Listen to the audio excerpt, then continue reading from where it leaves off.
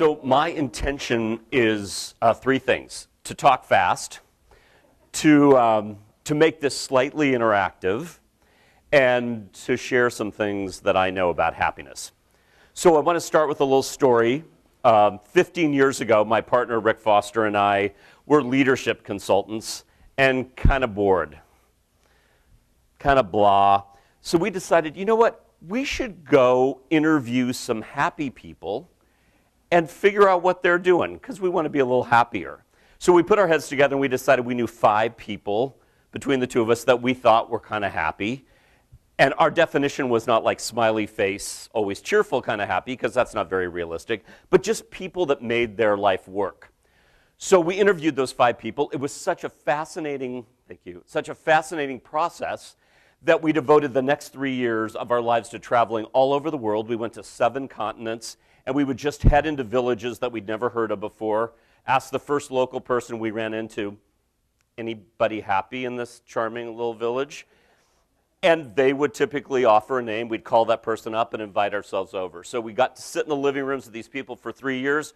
Our original idea, which we thought was such a great idea, was to write a book called The Secrets of 100 Happy People. And it would be these individual stories of how people created happiness. And it would be kind of like Chicken Soup for the Soul, because, you know, like, that book did pretty well. The reality was, they were all telling us the same thing. So even though they were diverse in every way that you could possibly imagine, there seemed to be 9 universal things that they did. So we did write a book called How We Choose to Be Happy. That's about how you integrate these 9 things into your life. But then we saw, because we were still doing our leadership thing, that the best leaders we were working with were doing these 9 things in the way they led. And the worst leaders were kind of doing the opposite of these 9 things. Then we saw the best teams we work with as a team culture were doing these 9 things. And the worst teams were doing the opposite. And then one day we were presenting to a group of doctors through the American Hospital Association, 300 doctors, and our topic was leadership, and it was about this model of these 9 things. And after the presentation, they came up to us and said, yeah, I get how this is about happiness, and yeah, I get how this is about leadership. This model describes, more than anything I've ever seen before, my most successful patients. So for the last 10 years, we've been working primarily with the Mayo Clinic, but other healthcare organizations, to correlate these 9 things with positive health outcomes. And I think most people would agree that stress and depression isn't particularly good for your health, and having a positive attitude and positive behaviors is good for your health. So that's what we look to do. So all this is a build-up to the 9 choices, and I am going to take you through those 9 choices.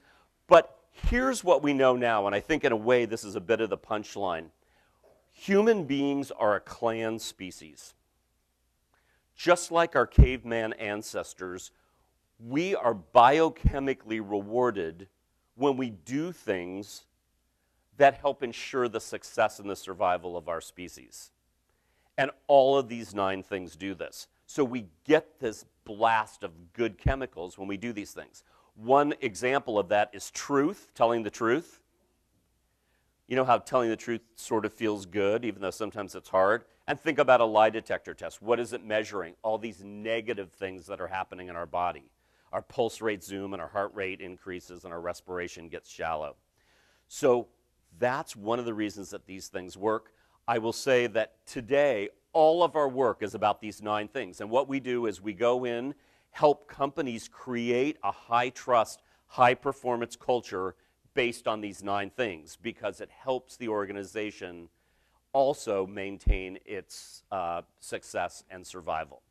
So before we go into the 9 things, I want to do a little baseline with all of you. This is a little stress test that you can just take just by sitting there. So let's see if this works. Yeah, so I'm going to read these instructions aloud. So the attached photo that you're going to see in a moment has 2 identical dolphins in it. It was used in a large medical study on stress levels among public health professionals in the western states.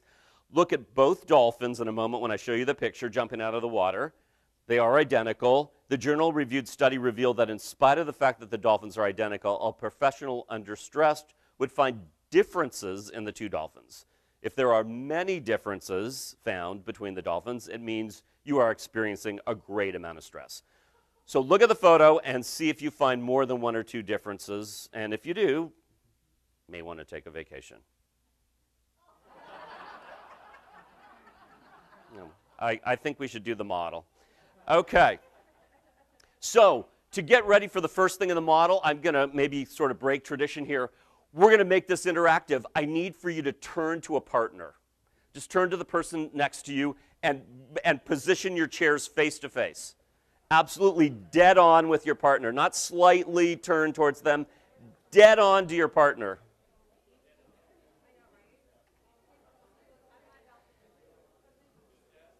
Okay. Now, I live in Berkeley, California, so we do some kind of weird stuff. So this is kind of a little bit weird. But so now what we want you to do is reach across and hug. Oh, no, not yet. No, what you're going to do at this point in the exercise, you need to have everything out of your hands and out of your lap. And at this point in the exercise, there's no more talking or laughing or noise of any kind. Okay, just dead silence. We want, without any talking, for you to get in the classic arm wrestling position with your partner. Do that now, please. No talking, no laughing. We're going to pretend after I say go that every time you can put your partner's arm down to a 90-degree angle, I'm going to give you $1,000. Now, obviously, I can't really do that. Don't hurt yourselves. Don't talk. Go! Don't talk. Don't talk.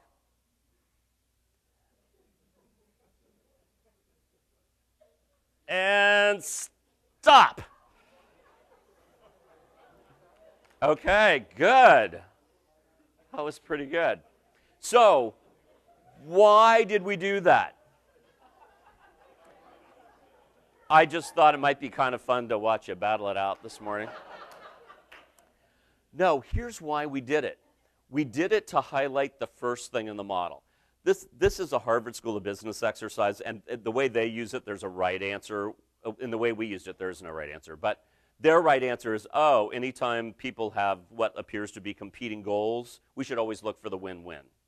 So one right answer is, oh, 1,000 for you, 1,000 for me, 1,000 for you, 1,000 for me. No stress.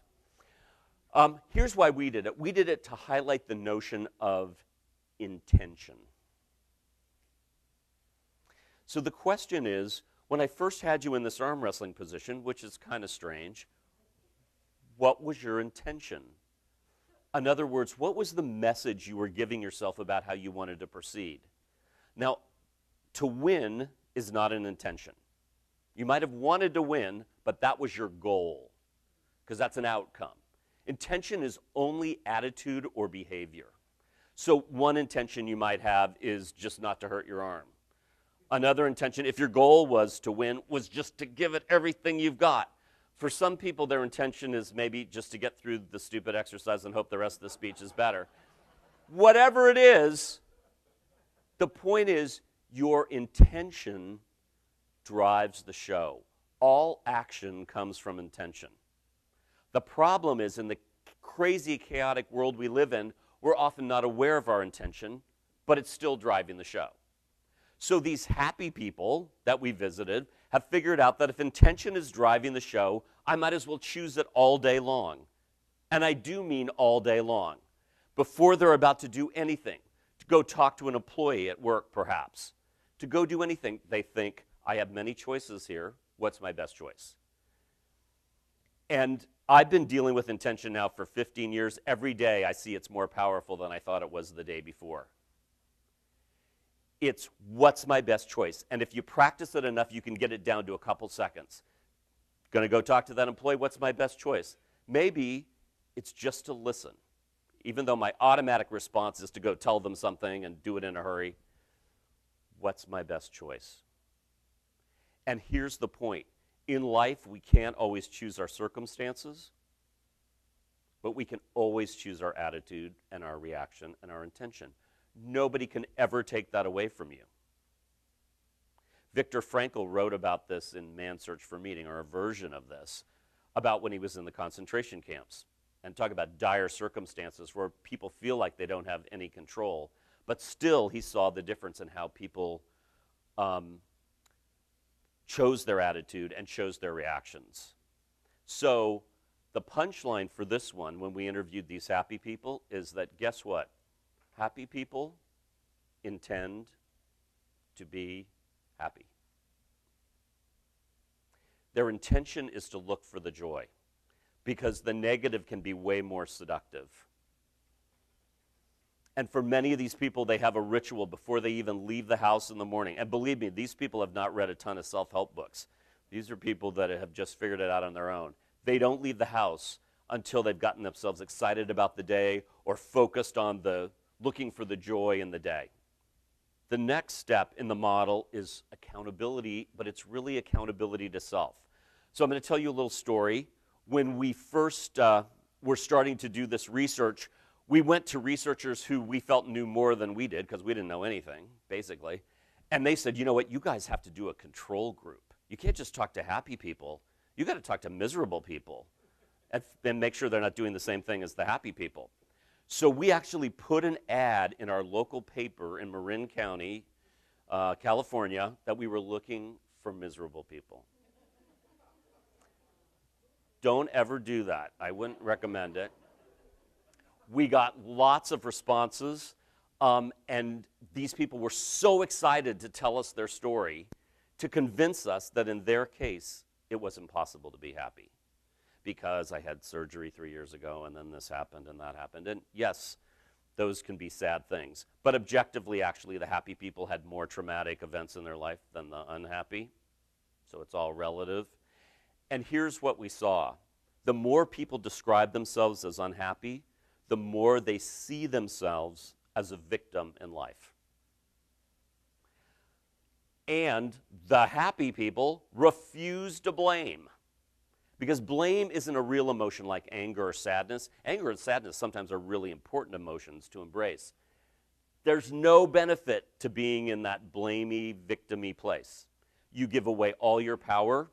Your body hates it when you're in that place. It's ramped up just waiting for the next attack. It's not helping you digest properly or survey for cancer cells when you're in that uptight, bitter, victim-y place. We talked to a woman in Amsterdam, one of our happy people, who lost most of her family in the concentration camps. And she told us, should these people be held accountable? Absolutely. Do I blame them? No. Because to blame them would have been to give them some perverse power over my life for the last 60 years. And I didn't want that. I wanted to focus on joy and happiness. The other thing before we leave accountability is that when we interviewed doctors and nurses, we interviewed about 1,000 of them for our latest book called Happiness and Health, which is about the happiness-health connection. We said, is there one characteristic that you notice when you first meet a patient that indicates to you whether this patient will be successful or not? The number one answer in terms of the unsuccessful patients is the people that see themselves as victims never do as well. The poor me. So accountability for happy people is, this happened, maybe I didn't want this to happen, what can I do to make it better for me and for the people around me? Next, identification and centrality. We're going to do these together. Identification is that happy people know what it is that they love in their life. They know it. When you ask them, they're like racehorses out of a gate. Oh, I love having cut flowers in the house. I love reading these kind of books. I love going camping. And centrality simply means they do it. To them, living their passions, no matter how busy their life is not debatable. Next, recasting. This is the place in the model where people have figured out, these happy people, a way to get through trauma. In every life, there's going to be pain. The question is, what do you do with the pain? And of course, one thing is to go to victimhood.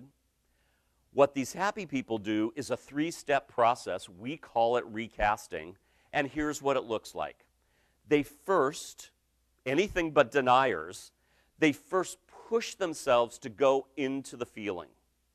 whether it's anger or sadness or fear, your emotions, even negative emotions, are your best guideposts to what's really going on. They are really important clues for you. So it starts with feeling, then it goes to meaning, like what am I learning from this? I think most people agree there's more chance for learning in times of hardship than when everything's hunky-dory. And the third thing is they look for opportunities. So I'm going to tell you a quick recasting story. A woman that we met that lives in California, following 6 things happened to her in a 24-month period. House burned down in the Oakland fire of 1991, nothing left but ashes. Husband left her for another woman. Both parents died unexpectedly. Her business, which was a restaurant, went bankrupt due to a greedy landlord. Her best friend moved away, and although she had no children, her dog was like her child, and her dog died in the fire. So we said, okay, you're one of these extremely happy people, so how did that happen? And I won't go into the whole story, but basically she just decided her intention, which you see is at the center of the model, was to rebuild her life and do it in the most happy way she could. Her only intention was to be happy. So every choice was about happiness. And her opportunity that she came up with is, I'm the only 40-year-old woman I know who has an unencumbered life. Now, maybe I didn't want one, but guess what? All my other colleagues who are 40 years old have the 2 kids and the soccer practice and the full-time job and the car payments and I am a 40-year-old with a clean slate. So she made it work. She built a new house with the insurance money in the happiest way she could with big picture windows. She picked a new line of work based upon what makes me happy. She picked new relationships based upon, is this relationship bringing me joy, or is there some other payoff for this? Options. I love this one. Rigidity equals unhappiness. The minute you say, oh, if only I had a bigger house, I'd be happy. If only I had a better relationship. That's all I need, God. Just give me that, I'll be happy. If only I had thinner thighs, whatever, I'd be happy. It doesn't work. It maybe works for a month or a couple of weeks because it's all external. So anytime we get rigid about our plans, what happy people would say is, I know the direction I'm going, and every single day I'm going to look for the possibilities that are going to get me there. I don't know what they are right now, but I'm going to look every day because life has a funny way of showing you possibilities. Appreciation. I like this one too. This says happy people appreciate their life, but they also express appreciation. Again, we get a biochemical blast when we connect with other people, and appreciation is an amazing way to connect with other people. When our first book came out, How We Choose to Be Happy, I called our editor at Penguin, and I said, you know, how are things going? He said, oh, I have great news for you. We got you into all, this is 10 years ago, into all these Book of the Month clubs, which I don't even know if they have those anymore, but it was kind of a big thing then. Book of the Month club and Book of this club and Book of that club. I said, oh, that's great. How did that happen? Well, there's some woman we have in the kind of the back office. That's her job, and she does it, and she likes your book. And I said, oh, what's her name? Well, why do you need to know? You know, she's just some. So anyway, I hung up. I called the Penguin switchboard because I was trying to practice all this models, you know, happiness and appreciation. And I got her name. This is what I hear. This is Mary. Hi, Mary. This is Greg Hicks, co-author of How We Choose to Be Happy. Yeah. I heard that you have worked very hard to get us in these Book of the Month clubs, and I just want to tell you how much I appreciate your effort. We're really excited. This is what I hear. Thank you so much. Do you know I've worked here 12 years, and this is the first time I've ever talked directly to an author?